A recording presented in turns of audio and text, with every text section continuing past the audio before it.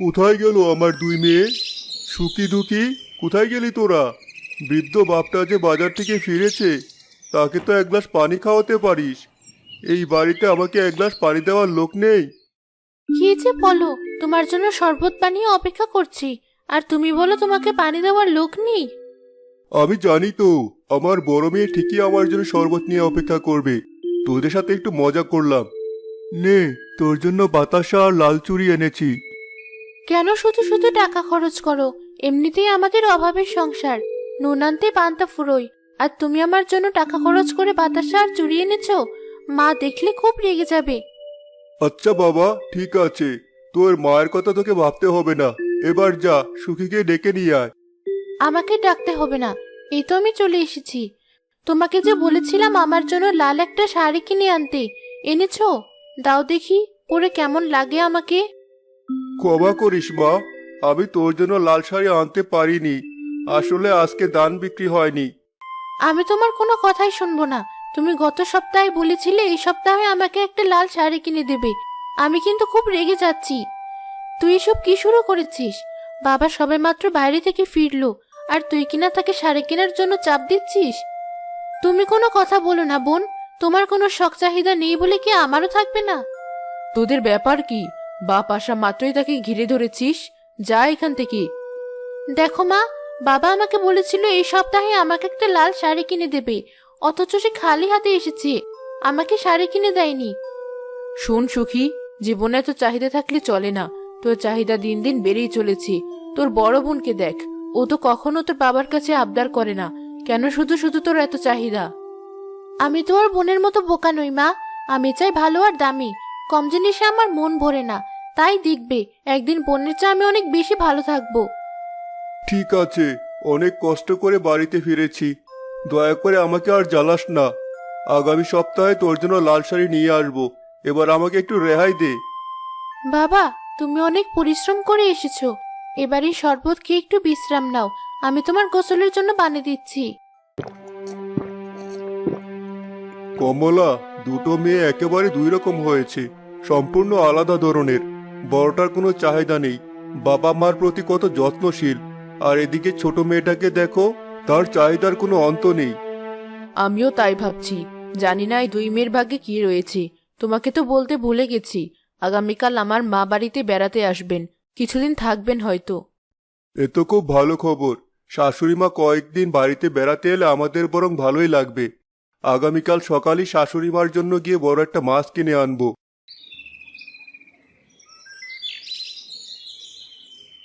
সুখী, দুঃখী, কোথায় গেলি? আমার নাতনিরা কোথায়? নানি, তুমি চলে এসেছো? পথে আসতে কোনো অসুবিধা হয়নি তো? এখানে এসে বিশ্রাম করো। মা দেখো, নানি এসেছে। মা, কতদিন পরে তোমার মেয়ের বাড়িতে এলি। বসো এখানে, আমি তোমার জন্য একটু শরবতের ব্যবস্থা করি। আরে দাঁড়া দাঁড়া, তোদেরকে এত ব্যস্ত হতে হবে না। আমি ভালোই আছি। একবার সুখীকে ডাক দেখি, ও কোথায়? তার কি আর বাড়িতে থাকার সময় আছে? সারাদিন এপাড়া ওপাড়া ঘুরে বেড়ায়। যখন পেটে ক্ষুধার টান পড়ে তখন বাড়িতে আসে। আমি এসে পড়েছি। তা বলো, কেমন আছো তুমি? আর আমার জন্য কি এনেছো? তুই আসলে এতটুকু বদলালি না। এতদিন পরে আমার সাথে দেখা হলো, আর এখনই জিজ্ঞেস করলে আমি তোমার জন্য কি এনেছি?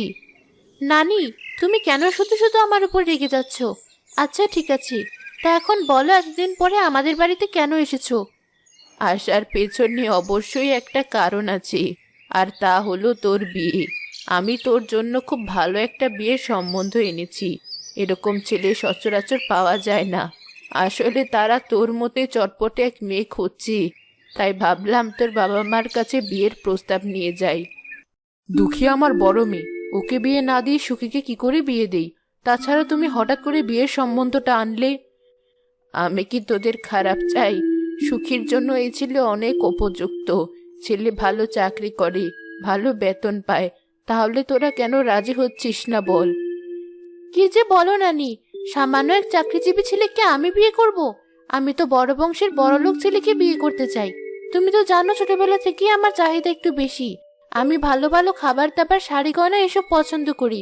তুমি ওর সাথে বোনের বিয়ে দিয়ে দাও। নানি, আমি এতক্ষণ চুপ করেছিলাম, তবে আমি তোমাকে স্পষ্ট করে একটা কথা বলে দিই, আমি কিন্তু বিয়েতে রাজি না। আমি আমার বাবা মার সাথেই থাকতে চাই। তোরা আমার নাতনি, আমি তোদের ভালো মন্দ সবটাই বুঝি। আমি ওদেরকে কথা দিয়ে এসেছি, আর আশা করি তোদের মধ্যে যে কোনো একজন বিয়েতে রাজি হবি। আমি বিয়েটা দিতে চাই। তোর বাবা মা আমার উপর ভরসা করে, তাদের কোনো অমত থাকবে না। আগামীকাল পাত্রপক্ষ দেখতে আসবে, তোরা প্রস্তুত থাকিস।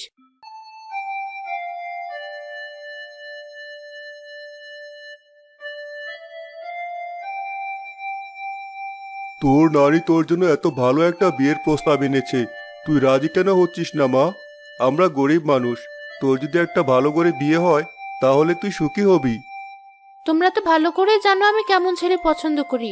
এরকম সাধারণ এক চাকরিজীবী ছেলেকে আমি বিয়ে করতে চাই না। আমি এমন একজনকে বিয়ে করব, সে হবে অনেক বড় লোক এবং অনেক টাকা পয়সার মালিক। অর্থ সম্পদ কখনো সুখ নিয়ে আসে না, তাছাড়া ছেলেটা অনেক ভালো, তুই ওকে বিয়ে করলে অনেক সুখী হবি। জামাই, আমি ওদেরকে কথা দিয়ে এসেছি, সুখী যদি এই বিয়েতে রাজি না হয় তাহলে তুমি দুঃখীকে রাজি করাও। দুঃখী, তুই যে ছোটবেলা থেকে কখনোই আমার কথার অবাধ্য হসনি মা। এই বিয়েতে কি তোর মত আছে? যদি তুই এই বিয়েতে রাজি থাকিস তাহলে আমি ওই ছেলের সাথে তোর বিয়ে দেব। আমি তো চেয়েছিলাম সারা জীবন তোমাদের সাথেই থাকতে, সুখী দুঃখে তোমাদেরকে সাহায্য করতে। এখন তোমরা যা ভালো মনে করবে তাই করো। এই দুনিয়ায় কোনো মেয়ে চিরজীবন তার বাবা মার সাথে থাকে না, একদিন তো তোকে বিয়ে করতেই হবে। ঠিক আছে মা, আপনি তাহলে ওই ছেলেকে বলে দিন আগামীকাল যেন ওরা দুঃখীকে দেখতে আসে।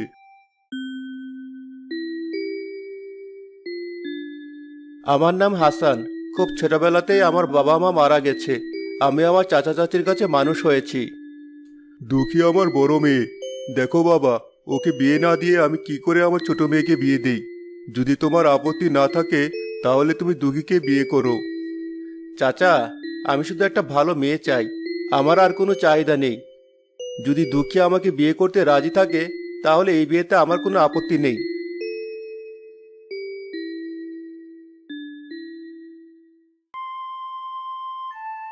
তোর মতো বোকা মেয়ে পৃথিবীতে আর একটাও নেই। কি কারণে ওই ছেলেকে বিয়ে করতে রাজি হয়েছিস? তুই জানিস ছেলেটার নিজেদের ঘরবাড়িও নেই, টাকা পয়সা অর্থ সম্পদ কিছুই নেই, তেমন রোজগারও করে না। ছোটবেলা থেকেই তো তুই আমাকে দেখে আসছিস। আমাকে কি কখনো দেখেছিস টাকা পয়সা চাইতে? আমি কখনো এসব চাই না। আমি শুধুমাত্র একটা ভালো মানুষ চাই। জীবনে অর্থ সম্পদ ছাড়া কোনো দাম নেই। যখন টাকা পয়সা থাকবে না তখন দেখবি জীবনে আর কিছুই পাবি না। সৃষ্টিকর্তার কাছে দোয়া করি তোর যেন ভালো এক ঘরে বিয়ে হয়, আর সেখানে তুই সুখে শান্তিতে থাকতে পারিস। আমি তো একেবারে মন স্থির করে ফেলেছি, কোনো গরিব ছেলেকে আমি কখনোই বিয়ে করব না। আমি যাকে বিয়ে করব তাকে অবশ্যই অনেক বড়লোক এবং ধন সম্পত্তির অধিকারী হতে হবে। সৃষ্টিকর্তা তোর মনোবাসনা পূর্ণ করুক। আর মাত্র কয়েকটা দিন বাকি, এরপর তো বিয়ে হয়ে গেলে আমি স্বামীর বাড়ি চলে যাব। বাড়িতে যাওয়ার জন্য তো মুখিয়ে আছিস, গিয়ে দেখবি যখন নুন আনতে পান্তা ফুরাবে তখনই তোর সে ভালোবাসা বের হয়ে যাবে। আচ্ছা ঠিক আছে, এখন এসব কথা থাক। ভবিষ্যতে কি হবে তা সৃষ্টিকর্তা নির্ধারণ করবে। চল রান্না বান্না শেষ করি। তুই গিয়ে রান্না কর। আগুনের ঝাঁজে বসে আমি রান্না করতে পারবো না, এতে আমার সৌন্দর্য নষ্ট হয়ে যাবে। আমি তো আর তোর মতো গরিব ঘরের বউ হব না, আমি বড়লোক বাড়ির সুন্দরী বউ হব। আমার 4-5টা দাসীবাদী থাকবে। আচ্ছা যা, তোকে রান্না করতে হবে না। এবার তুই তোর ইচ্ছে মতো ঘুরে বেড়া, আমি বরং রান্না বান্না শেষ করি।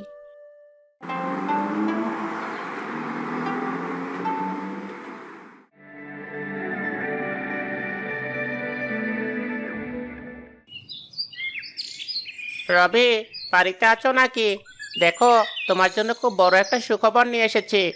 বড় মেয়ের তো খুব ধুমধাম করে বিয়ে দিলে, এবার ছোটটার কথাও তো ভাবতে হবে। আরে ঘটক ভাই যে, কেমন আছো তুমি? তা বিয়ের সম্বন্ধ নিয়ে এলে নাকি? হ্যাঁ, তোমার ছোট মেয়ে সুখীর জন্য অনেক ভালো একটা বিয়ের সম্বন্ধ নিয়ে এসেছি। ছেলে অনেক বড় ব্যবসায়ী, অনেক টাকার মালিক। তোমার মেয়েকে সে একেবারে রাজরানী করে রাখবে। দেখি বিয়ের পাত্রী কোথায়?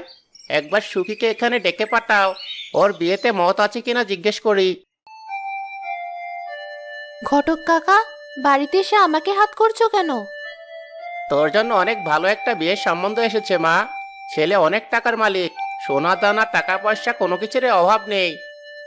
আমরা গরিব সাধারণ মানুষ, এত বড় বাড়িতে মেয়ে সম্বন্ধ করব না। আমার মেয়ে সেখানে মানিয়ে নিতে পারবে না। তুমি ওর জন্য বরং সাধারণ এক ছেলেকে নিয়ে এসো। আমি কি সাধারণ কোনো মেয়ে যে সাধারণ ঘরে বিয়ে করব? বড় মেয়েকে তো এক গরিব ছেলের সাথে বিয়ে দিয়েছো, আমি বড়লোক ছেলেকে বিয়ে করব। হ্যাঁ ঘটক কাকা, তুমি এখানে আমার সম্বন্ধ দেখো। তুই ভাবিস টাকা পয়সা অর্থ সম্পদ সবকিছু, কিন্তু মনে রাখিস এসব কখনো শান্তি বয়ে আনে না। রবি ভাই, তুমি শুধু শুধুই তোমার মেয়েকে নিয়ে তো চিন্তা করছো। তোমার বড় মেয়ের ইচ্ছে আর ছোট মেয়ের ইচ্ছা তো আর কখনোই একরকম হবে না।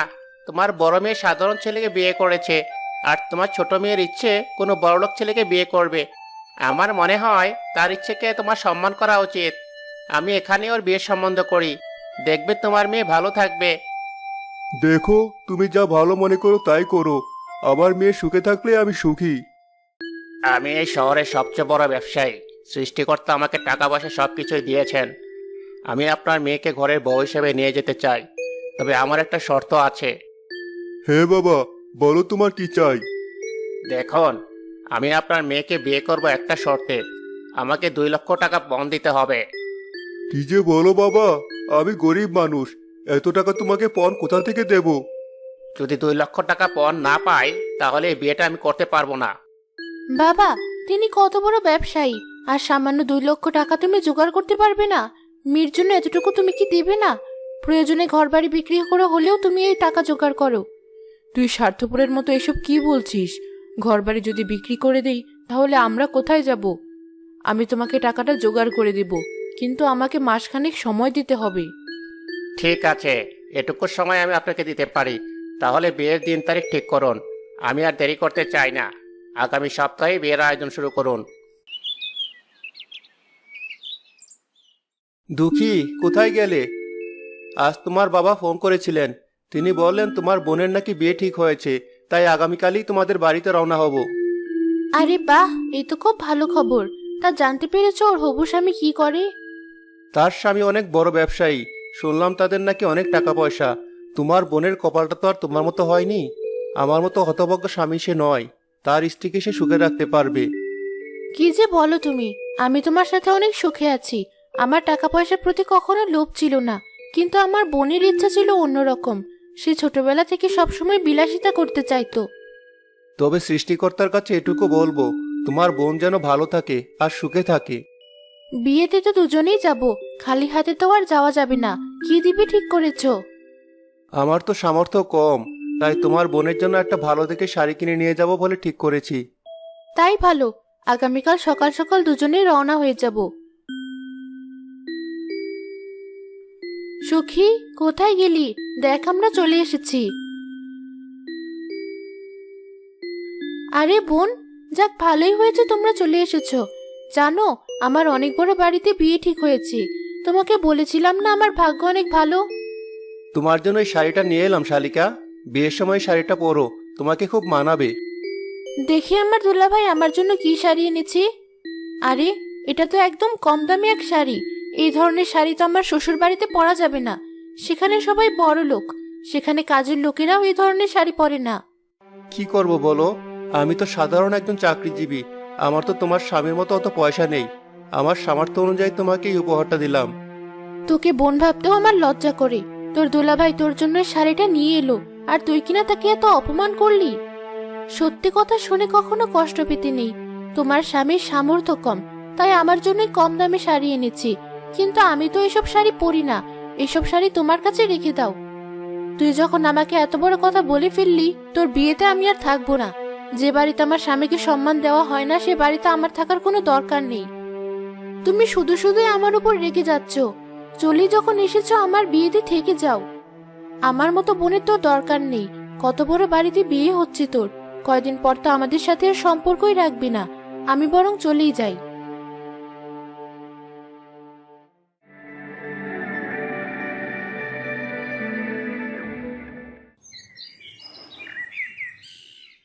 তোকে যে বললাম তোর বাবার বাড়ি থেকে কিছু টাকা নিয়ে আয়, আমার ব্যবসার জন্য টাকা লাগবে।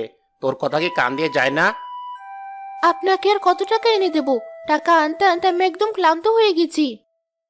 আমি যতবার তোর কাছে টাকা চাইবো, ততবার তুই আমার জন্য টাকা নিয়ে আসবি। তোকে বিয়ে করেছি আমি টাকার জন্য। এই জন্যই বলে অতি লোভে তাঁতি নষ্ট। কত বড় বড় স্বপ্ন দেখে আমি আপনাকে বিয়ে করেছিলাম, শাড়ি গয়না সবকিছু দিয়ে আপনি আমাকে মুড়িয়ে রাখবেন, অথচ একটা বছর ধরে আপনি আমাকে কত অত্যাচার করেছেন। আমি তোকে মিথ্যে কথা বলে বিয়ে করেছি, আর তুই তো লোভে পড়ে আমাকে বিয়ে করেছিস। এখন যা হওয়ার হয়ে গেছে। যদি আমার সাথে সংসার করতে হয় তাহলে তোর বাবার বাড়ি থেকে টাকা আনতে হবে। আমি আগামীকাল আমার বাবার বাড়িতে যাচ্ছি, দেখি কতটুকু ব্যবস্থা করতে পারি। বাবা, কোথায় গেলি? এদিকে একবার এসো, খুব জরুরি একটা দরকারে তোমার কাছে এসেছি। কিরে মা, তোর কি হয়েছে? তোকে এমন কেন দেখাচ্ছে? কত স্বপ্ন নিয়ে এত বড়লোক দেখে বিয়ে করলি, আর আজ তোর কি অবস্থা? একবার নিজের চোখে তাকিয়ে দেখ। আমি তোমার কাছে আবার সাহায্য চাইতে এসেছি। আমাকে দয়া করে কিছু টাকার ব্যবস্থা করে দাও, তা না হলে আমার স্বামী আমার উপর অনেক অত্যাচার করবে। আমি তো তোকে আগেই বলেছিলাম এই ছেলেকে বিয়ে করিস না। তুই তো আমার কোনো কথাই শুনলি না মা। এখন এতগুলো টাকা আমি কোথায় পাবো বল? কি রে বোন, তুই কখন এলি? তোর চেহারার এই অবস্থা কেন? আমার ইচ্ছা ছিল টাকা পয়সার, সৃষ্টিকর্তা আমাকে কিছুই দিলেন না। গত একটা বছর ধরে আমি যে নির্মম অত্যাচার সহ্য করছি তা তোরা ভাবতেও পারবি না। কি বলছো তুমি সুখী? কিন্তু এসব ঘটনা তুমি আগে কেন জানাওনি? আমরা প্রয়োজনীয় ব্যবস্থা গ্রহণ করতাম। পরে পরে তুমি আর কত অত্যাচারিত হবে এভাবে? আপনাদেরকে বলার মতো কোনো ভাষা আমার ছিল না দোলা ভাই, দয়া করে আমাকে ক্ষমা করবেন। আমি আপনার সাথে অনেক খারাপ আচরণ করেছি। এভাবে আর চলতে দেওয়া যায় না, এর একটা ব্যবস্থা গ্রহণ করতেই হবে। আমি তোর দুলাভাইকে আর মোড়লকে পাঠাচ্ছি, দেখি এর সমাধান কি আসে।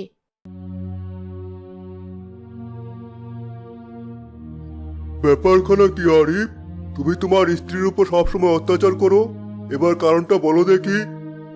আপনি যা শুনেছেন সব ঠিক শুনেছেন, কিন্তু একবার ভেবে দেখুন আমি কেন সবসময় আমার স্ত্রীর উপর অত্যাচার করি। আমার স্ত্রী অনেক উচ্চাভিলাষী একজন মানুষ। তার সবসময় ভালো শাড়ি গয়না, খাবার দাবার এসব চাই, যা আমার পক্ষে দেওয়া সম্ভব হয় না। অথচ তার বোনকে দেখুন, সে তার স্বামীর সাথে দিব্যি ভালো আছে। শোনো সুখী, স্বামীকে নিয়ে সংসারে সুখী হতে গেলে তোমার বিলাসিতা কমাতে হবে। তুমি যত বেশি উচ্চ আকাঙ্ক্ষী হবে, তোমার জীবনের সমস্যা ততই বেড়ে যাবে। আমাকে ক্ষমা করে দিন মোড়ল মশাই, আমি আমার ভুলটা বুঝতে পেরেছি। আমি এখন থেকে আমার চাহিদা নিয়ন্ত্রণ করার চেষ্টা করব। হ্যাঁ মোড়ল মশাই, আমিও আমার বইয়ের উপর টাকা পয়সার জন্য আর কখনো অত্যাচার করব না। যাও এবার, তোমরা ভালোভাবে সংসার করো।